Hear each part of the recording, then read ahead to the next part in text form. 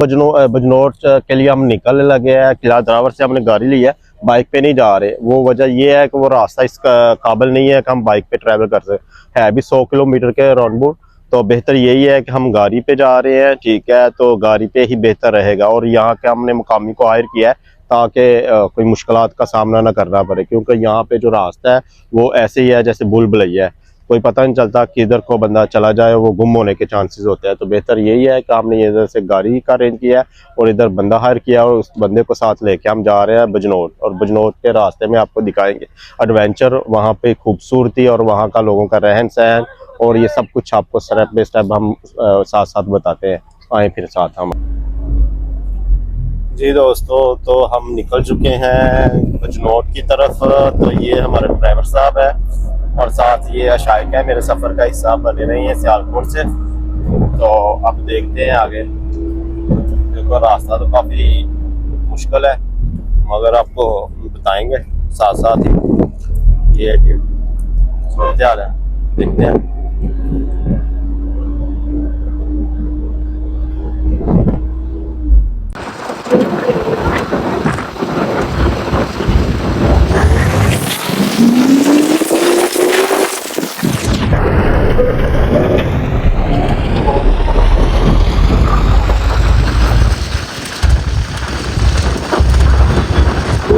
दोस्तों ये हवा कम कर रहे हैं, क्योंकि ये इलाका ऐसा है कि इसमें बेहतर यही है कि टायरों की हवा कम की जाए। तो इंशाल्लाह ये रास्ते में तकरीबन हम 50-60 किलोमीटर कर चुके हैं। तो अब टायरों की हवा कम कर रहे हैं इस टायर की।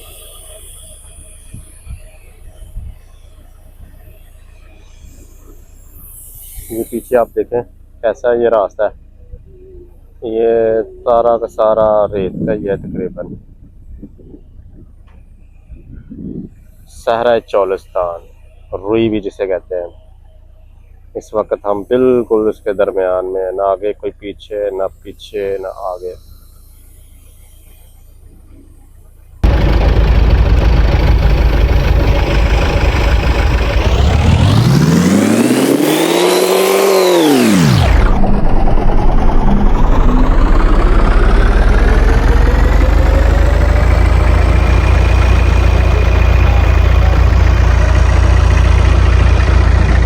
जी दोस्तों, आप देख सकते हैं सहरा चोलिस्तान, ये चारों तरफ रेत ही रेत, रेत ही रेत। तो गाड़ी वाले ने 2-3 दफ़ा कोशिश की है मगर ऊपर नहीं आ रही।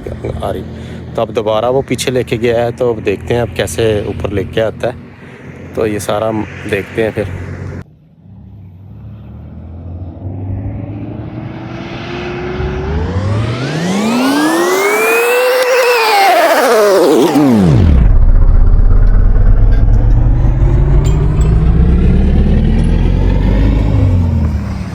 ये है जी सहरा चोलिस्तान, ठीक है, रेत ही रेत। ओके, चलना भी मुश्किल है रेत से।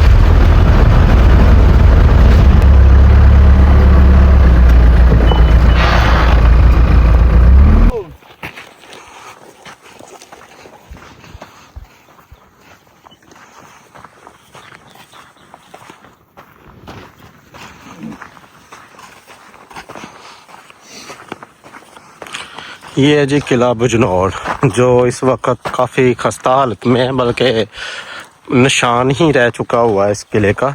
दीवारें हैं वो भी मुकम्मल तौर पे ख़त्म होने को ही है, और 2-3 साल गुजरे तो ये नामो निशान नहीं रहना इसका।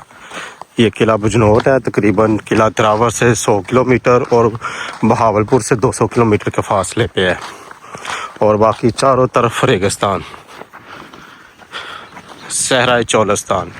और यहाँ से तकरीबन 25 किलोमीटर के फासले पर राजस्थान शुरू हो जाता है इंडिया का।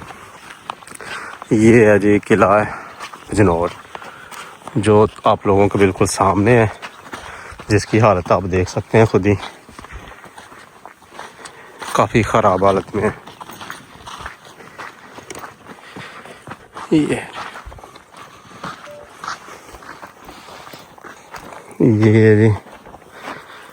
किला बिजनौर का हिस्सा नीचे से आप चेक करें, ये काफ़ी खस्ता हालत में है।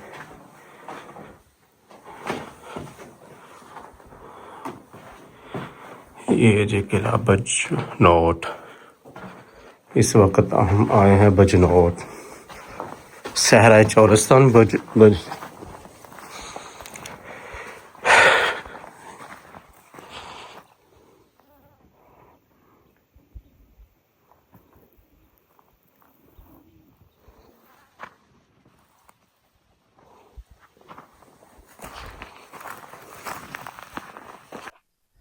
जी दोस्तों, आप सब ये देख सकते हैं किले की हालत, बस दीवारें ख़त्म हो चुकी हुई हैं, तो काफ़ी हालत ख़राब है।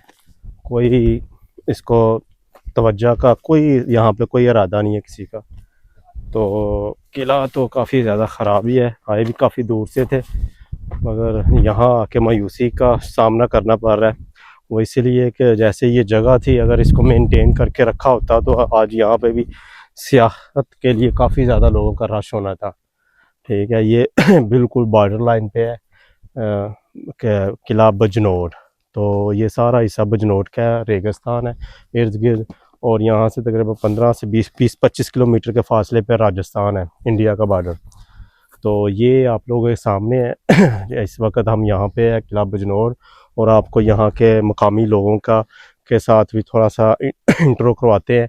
उनके साथ भी थोड़ी गुफ्तगू करने की कोशिश करते हैं, और वो भी जानने की कोशिश करते हैं कि वो यहाँ पे किस हालात में और कैसे सर्वाइव कर रहे हैं।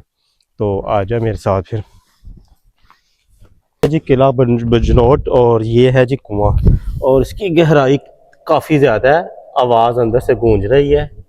मेरा कैमरामैन अगर हो सके तो इसको जूम करके दिखाए।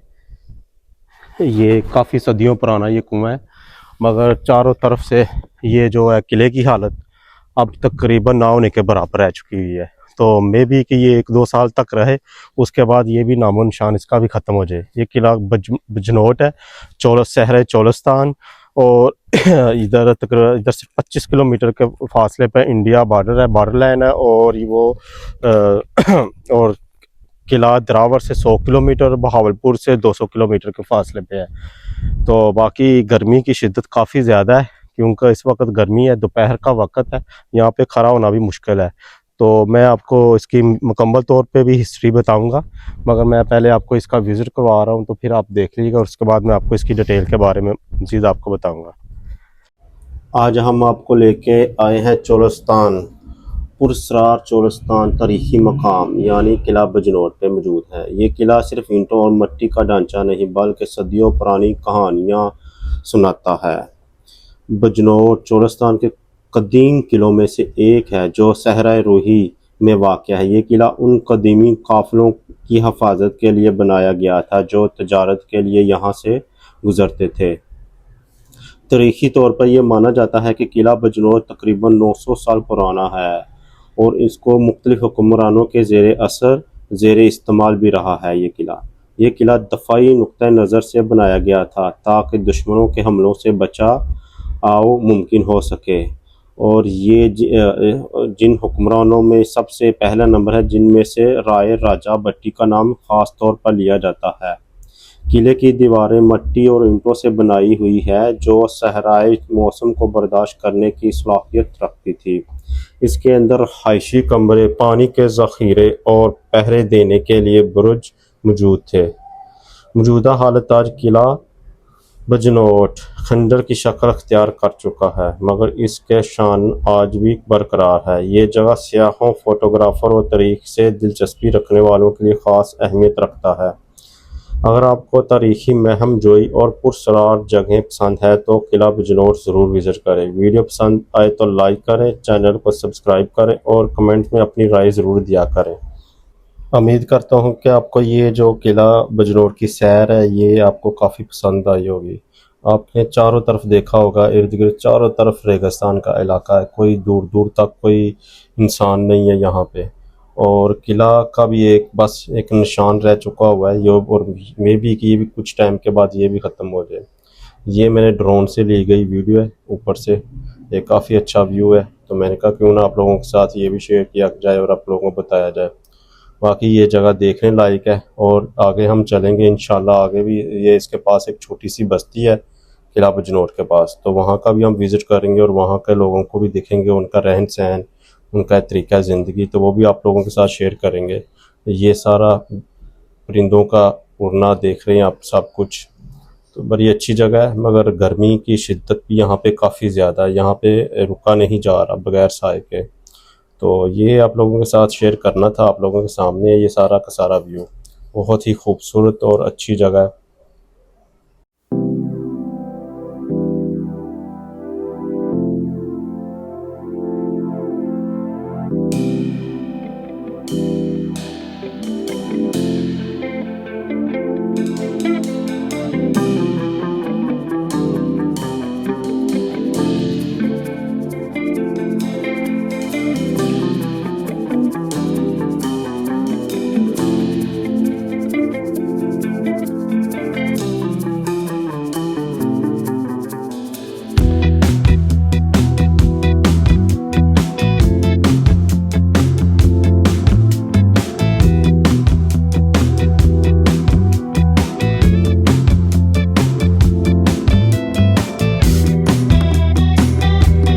जी दोस्त, क्या हाल चाल, ठीक हो? ठीक ठाक। किधर से आप भी? ये हमारे दोस्त हमारे साथ किला द्रावर से आए हैं, ठीक है, जिन्होंने हमारा ये सफ़र का हिस्सा बने हैं, ठीक है। इनसे भी जानने की कोशिश करते हैं कि आप ये पहली दफ़ा आए हैं या पहले भी आ चुके हैं, और इसकी मालूमात के बारे में थोड़ा। अच्छा, तो नाम क्या है भाई? बिलाल। बिलाल। तो बिलाल पहले भी आए हैं इधर? जी हाँ, पहली दफा है। पहली दफ़ा आए? जी। आप किला द्रावर के रहने वाले होने के बावजूद पहली दफ़ा आए इधर? पहली दफा। अच्छा, पहली दफ़ा देख के आपने क्या महसूस किया है कि नहीं आना चाहिए? नहीं आना चाहिए। अच्छा। लेकिन शौक तो मुल्क का नहीं था। हाँ बिल्कुल, ये कहते हैं कि शौक का मुल्क कोई नहीं है। जैसे हम सियालकोट से आए हैं, तकरीबन 700 किलोमीटर सफ़र तय करके, शौक का वाकई कोई मूल नहीं है। तो ये भाई भी कह रहे हैं कि शौक का वाकई कोई मूल नहीं है। तो आप क्या करते हैं? आप कैमल चराना है? कैमल, ये ऊंट? जी हाँ। ये ऊंट वगैरह का ये मवेशी वगैरह रखे हैं, ऊंट वगैरह, ठीक है। तो उन्हीं को ये उसी की देखभाल करते हैं। तो हमारे साथ है, तो इनसे बाकी मज़ीद जानेंगे आगे जाके, और यहाँ के लोगों से भी मालूमात लेते हैं इधर की, तो बाद में इस्तेमाल किया जाता है। जड़ा पानी तो हम जमा करने आए। अच्छा, वाल मतलब चारा शारा खाते हैं और इधर चलते हैं। वाह जी वाह।